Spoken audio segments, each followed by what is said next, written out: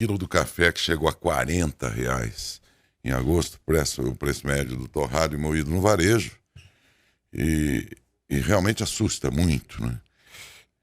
Não só pelo próprio café, mas as razões que teriam levado o quilo de café a esse preço preocupa porque isso pode se estender diante do quadro de estiagem para outros produtos mais de consumo diário. E essa é a preocupação, que isso se estenda também por uma, né, cesta básica toda, ou boa parte dos elementos importantes de uma cesta básica. Será? Bom, particularmente na questão do café, os efeitos da seca preocupam os produtores de café, as lavouras estão debilitadas, a expectativa é de queda de produção, que significa aumento de preço. Vamos entender melhor o que está acontecendo no setor de café. E talvez, através do café, entender até o que pode acontecer também com outras culturas e, portanto, outros produtos de consumo diário necessários para a nossa sobrevivência. Conversando com o presidente do Conselho Nacional do Café, o Silas Brasileiro, a quem agradecemos, Silas. Muito obrigado, bom dia. Nós te agradecemos, Laércio, bom dia. Muito obrigado, viu, por nos atender mais uma vez, Silas.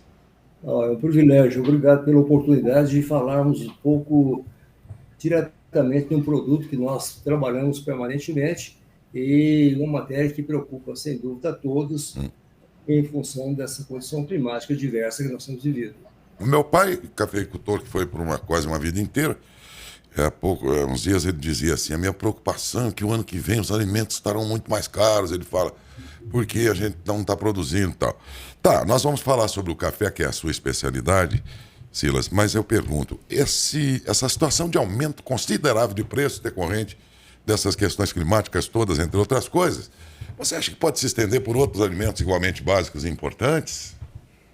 Olha, na verdade, há uma preocupação permanente, porque as previsões, inclusive com chuvas, elas estão alertando para chuvas normais já na segunda quinzena de outubro. Isso, para nós que militamos na área rural, traz como consequência que teremos, talvez, pelo primeiro ano agora, a condição de não ter a segunda safra, a safrinha que nós falamos, pelo caso que nós teremos dentro da condição normal de ter o plantio da primeira safra, que será retardado em função do clima que nós estamos vivendo. Significa dizer, do ponto de vista do consumidor, que essa conta vai chegar para o consumidor final. Olha, na verdade, há sempre um reflexo, mas eu acho que esse reflexo será maior, inclusive, se porventura isso acontecer atrás das chuvas, nas exportações, o que não é bom para o país como um todo, porque vai refletir na balança comercial. Para o consumidor, eu creio que o plantio mais tarde, ele também será realmente no momento em que as lavouras são mais produtivas, que é a primeira safra. Isso é uma condição normal que nós, no Brasil, temos desenvolvido realmente variedades muito importantes, muito produtivas, e isso faz com que nós possamos ter uma oferta para o consumo interno em volume suficiente e não há uma grande preocupação com relação ao preço. Isso é uma coisa, Daércio, que é bom a gente colocar, que os insumos não têm subido. Então, às vezes há uma laje dizendo, olha, defensivos, pesticidas, os insumos, adubo, de uma maneira geral, que todo mundo cita, não têm subido. Os preços hoje são menores que nós tivemos na safra passada. Sim. Então, vai lá esse reflexo. O reflexo que aconteceu foi exatamente o combustível, o diesel, isso já foi na safra passada e agora continua mantendo o mesmo preço. E a tendência de breve e leve queda, mas tendência de queda do dólar, né? Já que os insumos todos estão muito agregados ao dólar, e o dólar, diante da situação da economia americana, há uma tendência de que ele se estabilize, ou melhor, baixe, inclusive, de valor nos próximos meses, né? Isso tudo também pode ajudar. Mas eu vi ao mesmo tempo que o senhor dizia isso aí, já ouvi vários nutricionistas dizendo aí e talvez isso explique a questão do consumo do brasileiro, que o que ele está fazendo? Ele está tendo mais o governo comemora que baixou o índice de desemprego e tudo mais, é para comemorar. Mas o cidadão não comemora muito alguma melhora econômica que aconteceu, porque naquilo que é mais importante ele não está aguentando comprar, que é a comida. A comida natural, a comida mesmo, o alimento ali, está muito caro para o cidadão E o que ele faz? E os nutricionistas é que estão percebendo isso. Ele está recorrendo a industrializados, a uma parafernália de alimentos que fazem mal para a saúde. E preterindo o alimento mesmo, esse aí da terra, que se produz na terra, o alimento que está muito caro para ele, para o consumo, né? Não sei se esse levantamento deve ter chegado a vocês aí também, né? Mas a gente vê, Darcio, que há uma tendência, em condição das chuvas voltando à normalidade, de uma queda de preço. Isso sim, hoje, inclusive, a gente usa muita irrigação para hortifruti granjeiro, por exemplo, e tem um custo muito elevado da água, além da limitação do uso da água. Isso tem reflexo no preço, sim, mas as chuvas normalizando, e vai acontecer um reflexo direto, principalmente nisso que nós consumimos diariamente. Então, a tendência é que os preços venham a cair e não a subir. A questão do emprego, o governo está comemorando, é porque há uma flexibilização com relação à contratação de mão de obra, onde poderá contratar o trabalhador, trabalhadora, e, ao mesmo tempo, manter dentro do Bolsa Família. Então, essa foi uma condição muito importante que o governo fez, uma decisão numa área que é fundamental e de uma forma muito inteligente, fazendo com que você possa, o trabalhador, prestar serviços a terceiros e, ao mesmo tempo, continuar no Bolsa Família.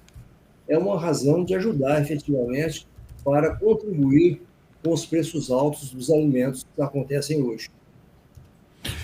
Vamos ver. Os nutricionistas estão dizendo isso, que você tem preterido o alimento e preferido outros industrializados que não são tão recomendados assim, em razão, sobretudo, do quesito preço.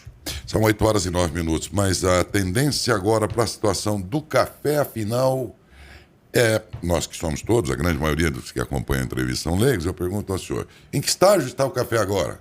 Está no momento de floração? Ou em que momento ele está a cultura que vai ser colhida ano que vem? Bom, quando nós falamos do café industrializado, é uma seara que a gente explica a razão, mas tentamos evitar muito, porque aí ele está mais ligado à indústria.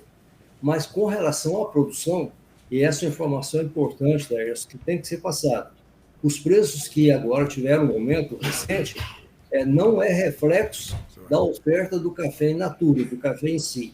Nós estamos há 3 meses com o café sendo comercializado entre R$ 1.400 e R$ 1.500. Então, não houve reflexo com relação à matéria-prima para a indústria. Isso é bom ficar muito claro.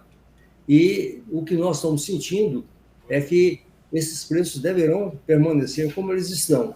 E no período de chuvas, se acontecer agora brevemente, há uma tendência que eles permaneçam dentro desse limite ou venham a diminuir. Mas não houve acréscimo e a gente sente a possibilidade, como representante dos produtores, que a possibilidade de aumento de custo da matéria-prima, do café in natura, é realmente totalmente improvável que isso aconteça. Silas, bom dia. É Tadeu Barbieri quem fala. Nós temos situação já anunciada de quebra na safra da laranja, da cana, agora também do café, de grãos. Quer dizer, uma situação bem complicada que o país atravessa de uma forma geral, não é verdade? Tadeu, é muito importante nós observarmos uma coisa. Cada fonte de informação que você ouve, cada publicação que sai, são divergentes. Tem alguns que comentam, inclusive, com relação a essa queda de produção de café. É muito prematuro considerar isso. Eu conheço o campo, eu visito as lavouras de café, as lavouras não estão debilitadas. Até agora, elas estão mantendo. Se nós tivermos chuva dentro dos próximos 10 dias, nós teremos uma safra normal. Lógico que se estender a um prazo maior, aí vai afetar a produção. É uma realidade. Mas até agora, não. Até agora, as lavouras estão permanecendo. Tivemos uma safra baixa. Quando a safra baixa, como foi anunciado pela Conab agora, recentemente, 54 milhões de sacas, há, como consequência, um reflexo na árvore, na planta. Então, a planta produziu menos. Ela foi menos exigida. Quando ela é menos exigida, no ano seguinte, a tendência é produzir mais. Mas com a condição climática que estamos vivendo, eu acho que nós vamos permanecer como tivemos nos últimos 3 anos. Tivemos geada, tivemos granizo, tivemos calor intenso, e, no final, nós temos 3 anos com uma safra média de 60 milhões de sacas. Essa é uma realidade.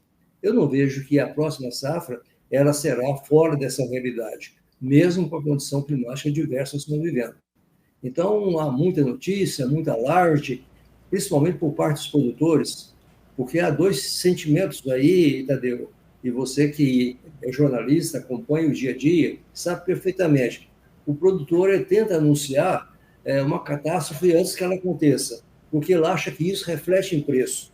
Já o comprador, a indústria, o exportador, o trader, ele já coloca um número maior, achando que colocar um número maior seria vantajoso, porque traria uma sensação de maior oferta e, consequentemente, preços menores. Então, há duas correntes bem distintas.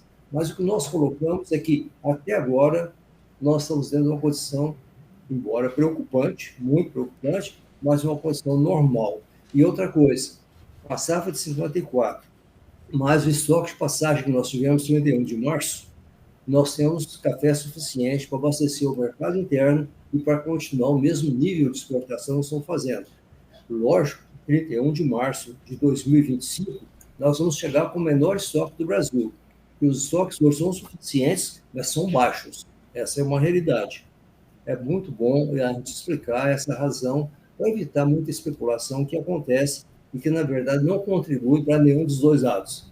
Então, o produtor compete, ele tem financiamento de longo prazo através do Funcafé, são juros bem compatíveis com a realidade, abaixo daquilo que é praticado no mercado comum, o valor é muito substantivo, nós temos praticamente 7 bilhões para financiamento, os insumos esse ano estão menores do que estavam no ano passado, os custos, então tudo isso tem que ser considerado.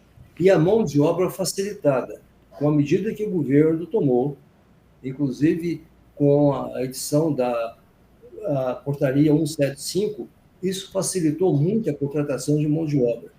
Então, vai ter oferta de mão de obra, a menos que o trabalhador, a trabalhadora, acha bom ficar dentro somente do Bolsa Família, limitado àquele recurso governamental. Mas aqueles que têm vontade de crescer, de progredir, desenvolver, ele tem duas oportunidades. Continua do Bolsa Família, porque a formalização da carteira permite que ele continue recebendo o Bolsa Família. E, ao mesmo tempo, ele vai receber pela prestação de serviços que ele está fazendo. Então, é muito importante esclarecer isso de uma maneira geral, porque muitas vezes há uma coisa obscura.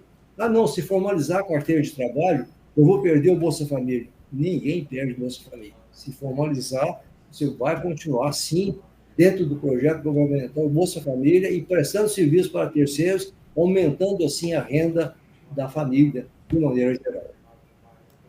Presidente, bom dia, Adalberto. Importante a informação que o senhor está passando, essa segurança para toda a população, para quem acompanha a gente. Agora, nós temos informação também que o senhor participou aí do Conselho Internacional do Café, em Londres, e que foi organizado aí, né, por toda a participação internacional de produtores de café. Gostaria que o senhor falasse um pouco desse encontro que aconteceu recentemente em Londres. Nós tivemos, Adalberto, é importante essa oportunidade também, 10 dias fora do país, nas reuniões que são da Organização Internacional do Café, são reuniões oficiais, mas o mais importante foram os encontros bilaterais que aconteceram e aquelas reuniões paralelas, que a gente fala frente a frente com o trader, frente a frente com aquelas grandes torrefadoras, frente a frente, inclusive, com aqueles que têm um reflexo muito direto sobre como se produz café, a sustentabilidade da cafeicultura do Brasil, que é diferente do restante do mundo produtor, e como nós temos uma legislação muito apropriada, tanto na proteção ambiental quanto na proteção social. Muitos ignoram isso, e nós tivemos condição de colocar isso até para algumas cafeterias que têm rede muito grande, rede muito extensa, e tiveram interesse na reunião para ter uma conversa em separado e ter, assim, como eles planejar o dia a dia. Então, foi uma oportunidade extraordinária. Lá nós falamos muito sobre a questão da criação de um fundo. O G7 está colocando isso com um valor muito substantivo, o G20 está acompanhando, mas não se fala efetivamente numa promoção do aumento de consumo. Fala-se numa diversificação de origem de café. Isso é contra o país, porque se nós investirmos valores substantivos na pesquisa e estamos produzindo café por um preço menor do que os demais concorrentes, temos um café de qualidade superior. Hoje não se fala mais que há uma diferença entre café, seja de Costa Rica, seja da Colômbia, que são os dos melhores que tem no mundo, ou Etiópia. O Brasil está no mesmo nível. Então, nós temos qualidade do café.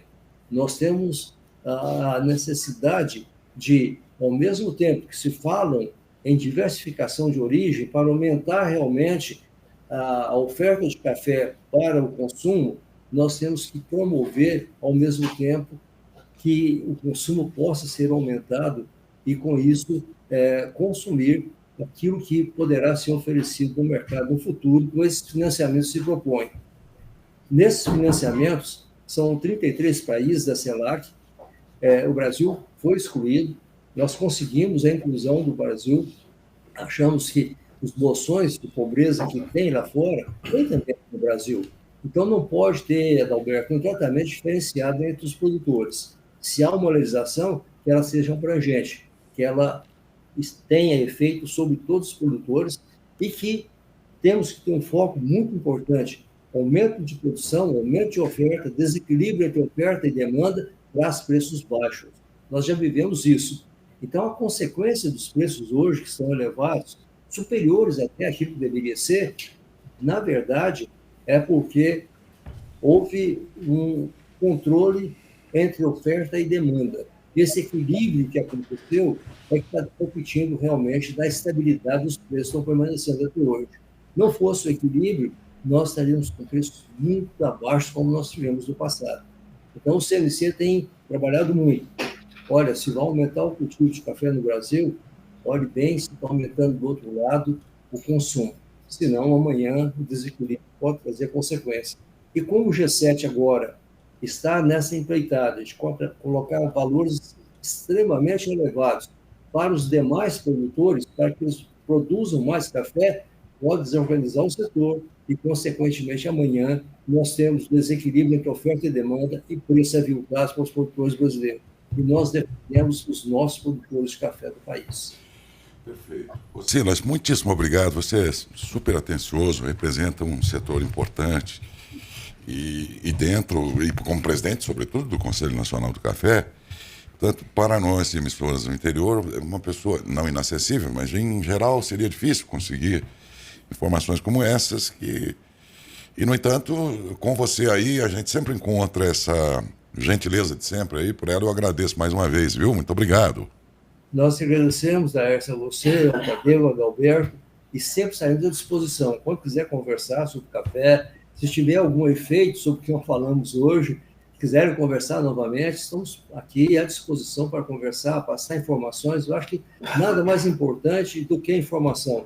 Esse trabalho que vocês fazem de esclarecimento e de mostrar uma realidade que é totalmente desprovida de trazer qualquer efeito que não seja aquele que é a realidade, para que possa haver um planejamento e, consequentemente, nós possamos manter uma cultura tão importante, tão tradicional e que gera 8,4 milhões de empregos no país. Na balança comercial, somos o quarto produto. Envolvemos 25 milhões de famílias dentro da produção de café. Então, isso é muito importante falar sobre o produto. Obrigado. Muito importante. E quando vier para a nossa região, passe aqui para tomar um café com a gente. É um privilégio. Pode ter certeza. Muito obrigado, viu?